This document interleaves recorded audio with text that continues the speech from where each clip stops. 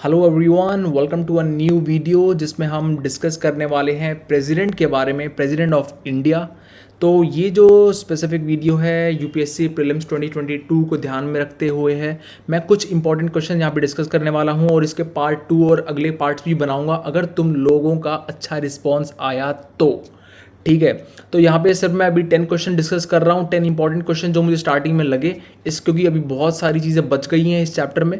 तो अगर अच्छा रिस्पांस मिला, तुम लोगों ने देखा और सब्सक्राइब वगैरह कुछ किया, ठीक है, मुझे लगा कि अच्छा रिस्पांस है तो मैं आगे भी और वीडियोज़ बनाऊँगा। ठीक है, तो शुरू करते हैं। सबसे पहला question 1, can the people of India elect the president of India directly? क्या राष्ट्रपति को भारत के लोग सीधा इलेक्ट कर सकते हैं? नहीं जी नहीं। इसमें ऑप्शन दे रखे हैं मैंने, जैसे कि yes, no, only in certain circumstances, या फिर D both option B and C. ठीक है, तो आंसर है इसमें option B, no. People of India can not elect the president of India directly. Bharat के लोग भारत के राष्ट्रपति को सीधा चुनाव नहीं करते। ठीक है, मतलब कि आप खुद वोट डालने नहीं जाते हो। जहाँ पे जो वर्ड है इंपॉर्टेंट वो है डायरेक्टली, नॉट इनडायरेक्टली। अगर इसमें इनडायरेक्टली आ जाता ना तो ये चीज़ जो है वो सही हो जाती कि हाँ, they can elect the president of India indirectly. ठीक है, थ्रू देयर रिप्रेजेंटेटिव, मतलब कि हम कुछ लोगों को चूज करते हैं, अपने रिप्रेजेंटेटिव को चूज करते हैं और वो लोग प्रेसिडेंट को डायरेक्टली चूज करते हैं। वो लोग करते हैं, हम नहीं करते डायरेक्टली, वो लोग करते हैं, हमारे रिप्रेजेंटेटिव जो MLAs और MPs होते हैं। ठीक है, तो मतलब कि option B is the right answer. No, people of India can not elect the president of India directly. ठीक है, दूसरा question, which of the following can elect the president of India directly? अब इसमें मैंने पूछा है कि कौन कौन से लोग, अब आपको ये तो पता है कि कौन नहीं कर सकता। ठीक है, तो कौन कौन कर सकता है? ठीक है, who which of the following can elect the president of India directly? Option A, elected members of both the houses of parliament. Option B, elected members of state legislative assemblies. Option C, elected members of legislative assemblies of UT, of Puducherry and Delhi. And D, elected members of legislative assemblies of all UTs and states. ठीक है, तो मतलब कि of course ये question इतना मुश्किल नहीं है, लेकिन फिर भी मैंने इसको ध्यान में रखते हुए इसीलिए बनाया है क्योंकि आपको पता होना चाहिए कि कौन कौन कर सकता है। ठीक है, अगर आपको ये पता है कि कौन कौन कर सकता है तो मतलब फिर आपको ये भी पता होगा कि कौन नहीं कर सकता। ठीक है, तो सबसे पहली बात आपको ये पता होना चाहिए कि जो हमारे पार्लियामेंट होता है, अपर हाउस और लोअर हाउस, ठीक है, जो राज्यसभा और लोकसभा जो होती है, ठीक है, उनके जो उसमें जो सदस्य होते हैं, मेंबर ऑफ पार्लियामेंट होते हैं, इलेक्टेड मेंबर्स की बात कर रहा हूँ मैं, elected, not nominated. Elected member ही उसमें जो है ले सकते हैं पार्ट प्रेसिडेंट के इलेक्शन में। ठीक है, तो मतलब कि ऑप्शन ए सही है यहाँ पे, elected members of both the houses, elected members, not nominated members. ठीक है, of both houses of parliament. दूसरा है elected members of state legislative assemblies, elected member यहां पर भी। ठीक है, नॉमिनेटेड मेंबर की हम बात नहीं कर रहे हैं। ठीक है, और लेजिस्लेटिव काउंसिल की तो हम बात ही नहीं कर रहे हैं, वो आगे भी मैंने लिखा है लेकिन उसके बारे में बताता हूं मैं। अभी यहां पर है सिर्फ elected members of state legislative assemblies कर सकते हैं। हाँ जी हाँ, कर सकते हैं। इलेक्टेड मेंबर्स ही कर सकते हैं, नॉमिनेटेड मेंबर नहीं कर सकते स्टेट लेजिस्लेटिव असेंबलीज के। ठीक है, तो ऑप्शन बी भी सही है यहाँ पे। अब है सी ऑप्शन है, elected members of legislative assemblies of UT, of Puducherry and Delhi. तो ये भी ऑप्शन सही है कि जो पुडुचेरी और जो दिल्ली की लेजिस्लेटिव असेंबली है, ठीक है, वो दोनों यूटीज की लेजिस्लेटिव असेंबली के मेंबर कर सकते हैं इलेक्ट प्रेसिडेंट को। ठीक है, यानी उसमें पार्ट ले सकते हैं। अब यहाँ पे एक कन्फ्यूजन होता है कि जो UT of Ladakh, sorry UT of जो JNK है, ठीक है, उसकी लेजिस्लेटिव असेंबली के मेंबर पार्ट ले सकते हैं या नहीं ले सकते। तो अभी तक उस पर कोई ऐसा जो है नहीं कहा गया है कि वो पार्ट ले सकते हैं, तो मतलब कि they can not take part. ठीक है, आपको बस ध्यान में ये रखना है, पेपर में अगर गलती से भी क्वेश्चन आ जाए तो आपको पता होना चाहिए कि they can not take part. ठीक है, even though it is a UT of JNK has a legislative assembly, लेकिन फिर भी वो पार्ट नहीं ले सकते प्रेसिडेंशियल इलेक्शन में। ठीक है, तो आर्टिकल 54 से रिलेटेड कुछ है इसमें, मैंने थोड़ा सा देखा था इंटरनेट पे, तो लेकिन अब तक कोई ऐसा कंक्रीट जो है एक लॉ नहीं पास किया गया है, कोई अमेंडमेंट नहीं आया है जिसके थ्रू जो है उनको भी अलाउ करा जाए। ठीक है, उनको भी पार्ट में, उनको भी इसमें लिया जाए, जैसे कि पुडुचेरी और दिल्ली की लेजिस्लेटिव असेंबलीज को हमने ले रखा है। ठीक है, तो मतलब कि सिर्फ यूटी और पुडुचेरी और दिल्ली की लेजिस्लेटिव असेंबली के मेंबर ही ले सकते हैं, और किसी भी यूटी की लेजिस्लेटिव असेंबली के मेंबर पार्ट नहीं ले सकते। ठीक है, तो मतलब कि ऑप्शन सी तो सही है। ठीक है, अब मैंने कहा कि कोई भी और यूटी के लेजिस्लेटिव असेंबली के मेंबर नहीं ले सकते, तो मतलब कि JNK भी उसमें इंक्लूड हो गया। एक तो JNK के बारे में मैंने बता दिया, और एक बात ध्यान में रखनी है कि कोई ऐसी यूटी है ही नहीं जिसमें लेजिस्लेटिव असेंबली हो एक्सेप्ट JNK। ठीक है, ऐसी कोई भी यूनियन टेरिटरी नहीं है पुडुचेरी, दिल्ली और JNK के अलावा जिसके पास खुद की लेजिस्लेटिव असेंबली हो। ठीक है, तो ऑप्शन डी वैसे ही गलत हो जाता है। ठीक है, वो अपने आप ही गलत हो जाता है। ठीक है, तो मतलब कि यहाँ पे ऑप्शन ए, बी और सी जो है वो सही है, तो यानी ऑप्शन 3 जो है वो सही है। ठीक है, अब इसमें एक और तरह से क्वेश्चन को पूछा जा सकता है, मैंने यहाँ पे लिख रखा है, आप पढ़ लेना इसको, मैं अब आगे बोलूँगा बस मैं। ठीक है, यहाँ पे रीड नहीं करूँगा एक एक बात को, कि देखो अगर इस क्वेश्चन को मैं दूसरी तरह से पूछूँ कि कौन कौन नहीं कर सकता पार्ट। ठीक है, तो एक तो हमने डिस्कस करा कि भारत के लोग नहीं कर सकते डायरेक्टली उसको इलेक्ट, प्रेसिडेंट ऑफ इंडिया को इलेक्ट। ठीक है, दूसरे और कौन कौन है जो नहीं कर सकते इलेक्ट? दूसरे nominated member of both houses of parliament, ये मैंने बता दिया पहले आपको। ठीक है, अभी थोड़ी देर पहले बताया कि नॉमिनेटेड मेंबर नहीं कर सकते पार्लियामेंट के। दूसरा इलेक्टेड मेंबर जो है स्टेट लेजिस्लेटिव नॉमिनेटेड मेंबर जो है स्टेट लेजिस्लेटिव असेंबलीज के, वो नहीं कर सकते। ठीक है, नॉमिनेटेड मेंबर की मैं बात कर रहा हूँ, nominated member state legislative assemblies के नहीं कर सकते। ठीक है, इलेक्ट प्रेसिडेंट को। तीसरा इलेक्टेड और नॉमिनेटेड मेंबर, चाहे कोई इलेक्टेड हो चाहे nominated member of state legislative council के। ठीक है, स्टेट लेजिस्लेटिव काउंसिल की मैं बात कर रहा हूँ। ठीक है, स्टेट लेजिस्लेटिव असेंबली की बात नहीं कर रहा, स्टेट लेजिस्लेटिव काउंसिल की जो है बात कर रहे हैं। तो उसमें चाहे इलेक्टेड हो चाहे नॉमिनेटेड हो, मतलब आपको सीधा आंख बंद करके पता होना चाहिए कि लेजिस्लेटिव काउंसिल के मेंबर तो नहीं कर सकते। ठीक है, उसमें पार्ट नहीं ले सकते। ठीक है, चौथा option nominated member of UT of Delhi and Puducherry. ठीक है, नॉमिनेटेड मेंबर्स अभी हमने थोड़ी देर पहले बताया कि इलेक्टेड मेंबर कर सकते हैं, तो मतलब नॉमिनेटेड मेंबर नहीं कर सकते। ठीक है, नॉमिनेटेड मेंबर नहीं कर सकते UT of Delhi and Puducherry. ठीक है, और JNK की जो यूटी है उसमें तो बिल्कुल कोई कर ही नहीं सकता। ठीक है, यूटी ऑफ JNK जो है उसमें तो चाहे इलेक्टेड हो चाहे नॉमिनेटेड हो लेजिस्लेटिव असेंबली में, उसमें अभी कोई डिसीजन नहीं आया है। ठीक है, कि मतलब कैसे उनको लाया जाए इस यूटी ऑफ दिल्ली और पुडुचेरी के सेम लेवल पे। ठीक है, तो आई होप कि बात क्लियर हो गई होगी। इस क्वेश्चन को दो तरीके से पूछा जा सकता है, ये इंपॉर्टेंट क्वेश्चन है इसलिए ध्यान में रखना। आगे चलते हैं क्वेश्चन नंबर 3 पे। If the state assembly is dissolved, अगर स्टेट असेंबली जो है वो डिसॉल्व हो चुकी है तो क्या मेंबर पार्ट ले सकते हैं प्रेसिडेंशियल इलेक्शन में? नहीं भाई, नहीं ले सकते।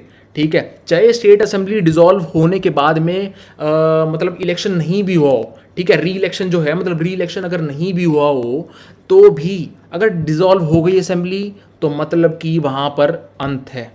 ठीक है, मतलब कि प्रेसिडेंशियल इलेक्शन में अब पार्ट आप नहीं ले सकते। ठीक है, डज नॉट मैटर कि अभी जो है मतलब इलेक्शन ना हुआ हो। ठीक है, कि अभी तो इलेक्शन ही नहीं हुआ, अभी तो बस डिसॉल्व हुई असेंबली, अगर आप सोचो ऐसे। ठीक है, तो मतलब कि आपको ध्यान में रखना है, does not matter if the election दोबारा हुआ या नहीं हुआ, मतलब अभी अगर नहीं हुआ इलेक्शन, ठीक है, फ्रेश इलेक्शन अभी होने वाला है, अभी नहीं हुआ, ठीक है, तो भी आप नहीं ले सकते। ठीक है, आगे चलते हैं। Who is the final decision in disputes regarding presidential election of India? A prime minister of India, B election commission of India, C Lok Sabha और D supreme court of India.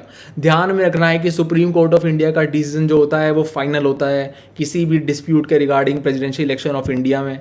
ठीक है, कोई भी डाउट हो, ठीक है, कि भाई हमारे तो बंदे ही पूरे नहीं थे, यहाँ तो वैकेंसी थी, यहाँ तो कोई बीमार हो गया था, या तो कोई चला गया था, छुट्टी पर था, ठीक है, डज नॉट मैटर, उसका जो सुप्रीम कोर्ट का जो डिसीजन होगा वो फाइनल होगा और सबको मानना पड़ेगा। ठीक है, it is binding, supreme court का डिसीजन और किसी का नहीं, सुप्रीम कोर्ट का। ठीक है, पांचवा question, election of president is declared null, अगर वो नल डिक्लेयर हो जाता है और वॉइड मतलब कि कैंसिल हो जाता है, ठीक है, तो फिर उसके जो डिसीजन लिए थे हमारे जो प्रेसिडेंट जो थे, ठीक है, जिनका इलेक्शन जो है वॉइड डिक्लेयर कर दिया गया सुप्रीम कोर्ट के द्वारा, तो उन एक्शंस में क्या होगा? क्या वो ऐसे ऑफिशियल मतलब वो फोर्स में रहेंगे? Will the decision remain in force? Option B, वो डिक्लेयर हो जाएंगे नल और वॉइड। ऑप्शन सी जो है कि सुप्रीम कोर्ट कोई इंक्वायरी कमिटी बिठाएगी और फिर उस जो है डिसीजन को एग्जामिन किया जाएगा। और चौथा ऑप्शन जो है कि लोकसभा उस पर वोट करेगी और फिर उनको जो है नलीफाई कर दिया जाएगा। ठीक है, कि मतलब उसके ऊपर डिसाइड करा जाएगा कि लोकसभा वोट करेगी तो मतलब इन डिसीजन को रखा जाए फोर्स में या ना रखा जाए। ठीक है, तो लोकसभा इमीडिएटली उस पर वोट करेगी, ये ऑप्शन डी है। तो आंसर इसमें ये हुआ है कि चाहे जो व्यक्ति है उसका अगर इलेक्शन डिक्लेयर नल भी हो गया हो, ठीक है, इफ ही और शी वाज द प्रेसिडेंट, और किसी भी कारण यूं आया कि हाँ कुछ ना कुछ मतलब अनफेयर प्रैक्टिस हुई है या कुछ ना कुछ और कुछ हुआ है, तो भी मतलब अगर हमें ऐसा लगे, ठीक है, कि कुछ अनफेयर प्रैक्टिस का यूज़ किया गया है प्रेसिडेंशियल इलेक्शन में, या कोई भी ऐसा कुछ चीटिंग वगैरह हुई है, ठीक है, या फिर मतलब वोट को खरीदा गया है, ऐसा कुछ भी चीज़ हो और सुप्रीम कोर्ट ने अगर नलीफाई कर दिया, अगर सुप्रीम कोर्ट ने कह दिया कि this presidential election is void and null, तो भी जो ऑफिशियल डिसीजन है उस व्यक्ति के द्वारा जो लिए गए थे जब वो प्रेसिडेंट था या प्रेसिडेंट थी, तो वो फोर्स में रहेंगे। ठीक है, until and unless they are changed later by the parliament. ठीक है, पार्लियामेंट अगर बाद में वोट करती है, ठीक है, मतलब इमीडिएटली ऐसा कोई वो प्रोविजन नहीं है कि इमीडिएटली लोकसभा को वोट करना होगा, ठीक है, उसके डिसीजन पे ऐसा कोई प्रोविजन नहीं है। लोकसभा बाद में हाँ वोट कर सकती है, बाद में डिस्कशन कर सकती है अगर वो उसे ऐसा लगे कि कुछ डिसीजन जो था वो मतलब वायलेट कर रहा था कॉन्स्टिट्यूशन के प्रिंसिपल्स को, और वो it was not according in accordance with the law. ठीक है, in accordance with the law of the land, तो वो फिर वोट कर सकती है, लेकिन ऐसा कोई प्रोविजन नहीं है कि इमीडिएटली उसको वोट करना है। तो ऑप्शन डी यहाँ पे कैंसिल हो गया। ठीक है, ऑप्शन सी भी कैंसिल हो गया कि जो सुप्रीम कोर्ट है वो कमेटी बनाएगी, ऐसा कुछ है। ठीक है, कमेटी बनाने का ऐसा कोई प्रोविजन नहीं है। ठीक है, जो डिसीजंस हैं वो फोर्स में रहेंगे, ऐसे कैसे रहेंगे। ठीक है, until unless they are later change by the Lok Sabha. ठीक है, तो ऑप्शन बी भी कैंसिल हो गया, मतलब ऑप्शन ए ही यहां पर सही है, decisions will remain in force. ठीक है, does not matter the election जो है वो नलीफाई हो भी गया हो तो भी। ठीक है, ऑफिशियल कैपेसिटी में जो भी उस व्यक्ति ने जो वो लिए थे वो वैसे के वैसे ही रहेंगे। ठीक है, डिसीजंस। क्वेश्चन 6 पे आते हैं, which of the following is correct regarding the president of India? He is the head of the Indian state, he is the head of the government, option C both A and B, या फिर option D none of the above. First of all ये पता होना चाहिए, the president is the head of the Indian state. अब Indian state की जब मैं बात कर रहा हूं तो यहाँ पे इंडियन स्टेट का कोई राज्य की बात नहीं कर रहा मैं, इंडियन स्टेट यानी पूरी जियोग्राफिकल बाउंड्री इंडिया की, और इंडिया की जियोग्राफिकल बाउंड्री के अंदर जो सब कुछ आता है वो मतलब, और उसके अलावा जो भी इंडिया में हम कंसिडर करते हैं, जो भी इंडिया के अंडर में है, जैसे कि अंडमान एंड निकोबार आइलैंड आप समझ लो, ठीक है, लक्षद्वीप समझ लो, तो ठीक है, ये आइलैंड जो है वो इंडिया के अंडर में है। ठीक है, दे कम इन द इंडियन स्टेट के अंदर वो इंक्लूड होते हैं। ठीक है, तो ही is the head of the Indian state, he is not the head of the government. ठीक है, तो यहाँ पे ऑप्शन ए जो है वो तो सही है, he is the head of the Indian state, लेकिन he is not the head of the government. प्रधानमंत्री होते हैं head of the government, prime minister is the head of the government. ठीक है, president is the nominal head और symbolic head. President जो होते हैं, राष्ट्रपति जो होते हैं, वो नॉमिनल हेड होते हैं, सिंबॉलिक हेड बोलते हैं उनको। ठीक है, कभी आपने सुना भी हो कि रबर स्टैम्प बोलते हैं, कि उनका ज़्यादा जो है फंक्शन नहीं होता, उनके पास रियल पावर नहीं होती। रियल पावर जो होती है वो प्राइम मिनिस्टर के पास होती है, he is the real head with the real executive power. ठीक है, इसीलिए प्रधानमंत्री को डी फैक्टो एग्जीक्यूटिव कहते हैं, लेकिन राष्ट्रपति को डी ज्योर एग्जीक्यूटिव कहते हैं। ठीक है, बात ध्यान में रखना इंपॉर्टेंट है, इसीलिए मैंने लिख भी रखा है और मैंने बोल भी दिया है। ठीक है, president is also the first citizen of India. जैसे कि अगर आपने कभी सुना हो यूएसए में द फर्स्ट लेडी, और ठीक है, फर्स्ट लेडी जो है वो यूएस प्रेसिडेंट की वाइफ को कहते हैं, तो ऐसे ही जो है भारत में the first citizen of India is the president of India. ठीक है, ध्यान में रखना, क्वेश्चन आ सकता है, इसीलिए बोल रहा हूँ और लिख भी रखा है मैंने, यहाँ पे टाइप कर रखा है। तो ये जो पॉइंट है ये काफ़ी इंपॉर्टेंट है, बार बार रिवाइज करना, याद हो जाएंगे दिमाग में, इनको रट लेना, कुछ भी करना, लिख लेना कहीं पे भी अपने दिमाग में। ठीक है, छाप लेना बस। Question 7, what is the value of the vote of an MLA in presidential election of India? Very important question आ सकता है, बहुत ज़्यादा प्रोबेबिलिटी है। आंसर है total population of that state, उस राज्य की पूरी population divided by total members of the legislative assembly. Assembly की बात कर रहा हूं मैं, काउंसिल नहीं बात कर रहा है। ठीक है, यहाँ पे काउंसिल की बात नहीं हो रही है, लेजिस्लेटिव असेंबली की बात हो रही है। तो total members of the legislative assembly of that state, ठीक है, डिवाइडेड में नीचे डिनोमिनेटर में इनटू 1/1000। यहाँ पे कंफ्यूजन आता है बहुत बार, ऑप्शन में यहाँ क्या करते हैं 1/500 लिख देंगे, 1/100 लिख देंगे, 1/2000 लिख देंगे। ध्यान में रखना है कि total population of that state divided by total members of the legislative assembly of that state into 1/1000। ठीक है, 1/1000, 1000, इतनी वैल्यू होती है एक एमएलए के वोट की। ठीक है, उसके पॉइंट्स बोल लो आप, वैल्यू बोल लो, एक ही बात है। ठीक है, या यूं बोल लो कि उसको इतने वोट हैं उसके पास। ठीक है, एक एमएलए के पास, ये बोल लो आप, एक ही बात है। ठीक है, question number 8, what is the value of the vote of an MP in presidential election of India. ये भी इतना ही इंपॉर्टेंट क्वेश्चन है। Answer is total value of votes. Total value मतलब जो अभी हमने कैलकुलेट करी है। ठीक है, हमने अभी एक व्यक्ति की कैलकुलेट करी है, एक एमएलए की कैलकुलेट करी थी हमने क्वेश्चन 7 में। तो ऐसे ही जितने भी एमएलएज हैं, जितने भी राज्यों में, सभी राज्यों के एमएलएज का उनका ऐड कर लो उसको।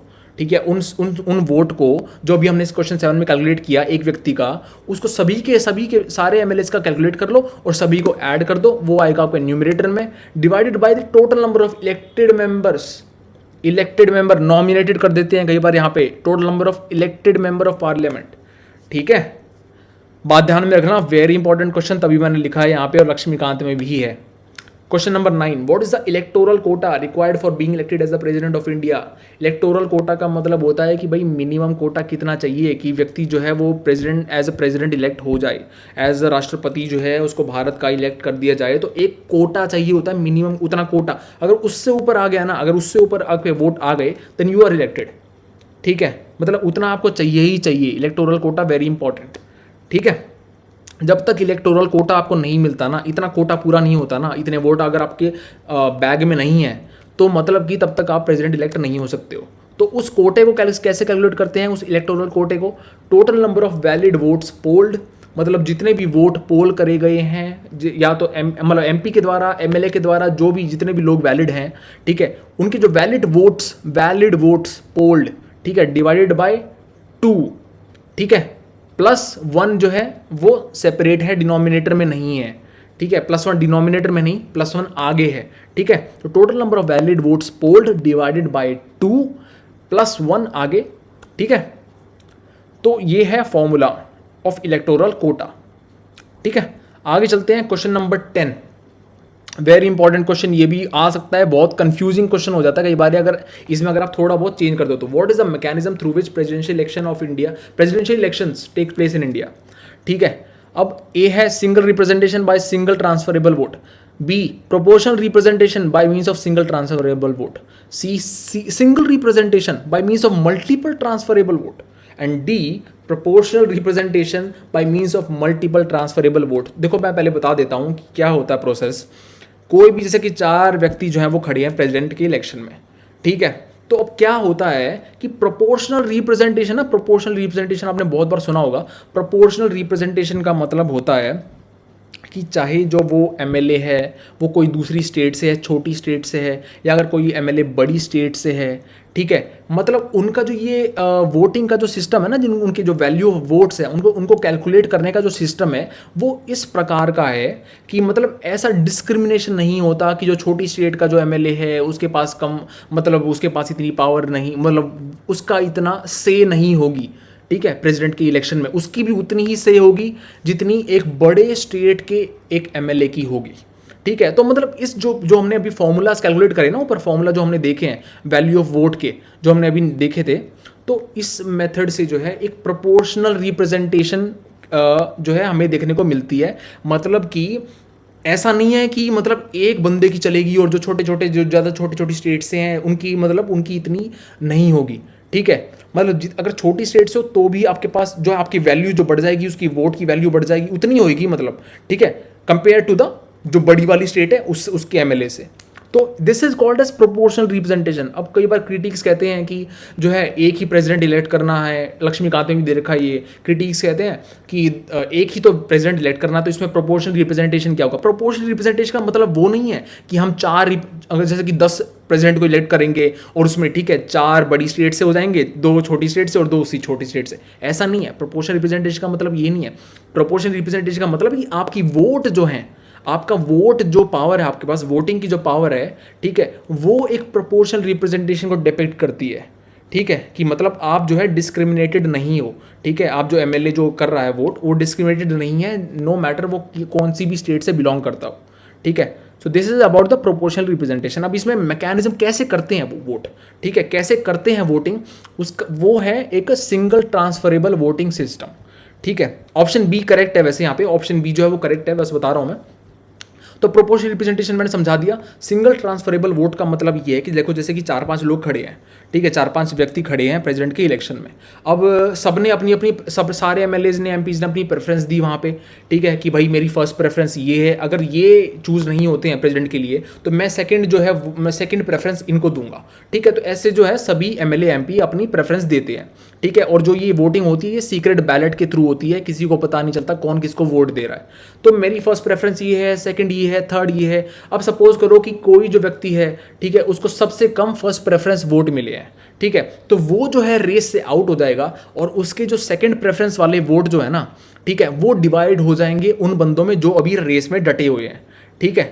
मतलब कि कई कई सारा, अब मैं इसको लिख के एक्सप्लेन नहीं कर सकता, यहाँ पे बहुत सारे लोगों ने इस पर वीडियो बना रखा है ऑलरेडी, यूट्यूब पे वीडियो बना रखे हैं लोगों ने, ठीक है। तो कोई भी वीडियो देखोगे समझ आ जाएगा। बस ये ध्यान रखना, proportional representation by means of single transferable vote, मतलब कि आपका जो वोट है ना, आपने जो वोट दिया है वो ट्रांसफर हो जाता है, ठीक है। अगर आपका जो बंदा है, जो वो व्यक्ति जो है वो अगर रेस से बाहर हो गया तो जो उसका जो सेकंड प्रेफरेंस वोट जो उसको मिले हैं, ठीक है, मतलब वो ट्रांसफर हो जाते हैं दूसरे जो व्यक्ति हैं खड़े हैं जो रेस में अब तक हैं डटे हुए हैं, ठीक है। और यही जो है ये प्रोसेस चलती रहती है अनटिल एंड अनलेस एक बंदे को इलेक्टोरल कोटा ना मिले, ठीक है। जब इलेक्टोरल कोटा मिल गया किसी भी कैंडिडेट को, he is elected as the president, उसके बाद रेस खत्म, ठीक है। तो ये जो है बेसिकली मैंने बता दिया, ये सिस्टम होता है प्रेसिडेंट का इलेक्शन का।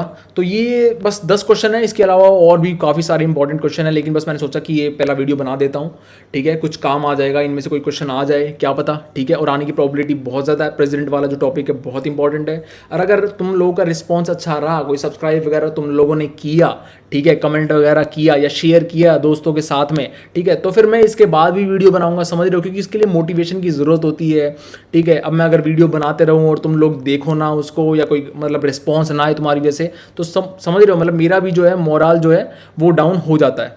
तो अगर अच्छा रिस्पांस मिलेगा तो मैं इसके बाद भी इंपॉर्टेंट क्वेश्चंस के लगातार वीडियो डालूंगा, और बहुत इंपॉर्टेंट वीडियोस होंगे वो, और तुम्हें बहुत बेनिफिट देंगे, लिटरली बहुत बेनिफिट देंगे। तो मिलते हैं फिर अगले वीडियो में, ठीक है। तब तक के लिए study well, take care, bye bye, जय हिंद।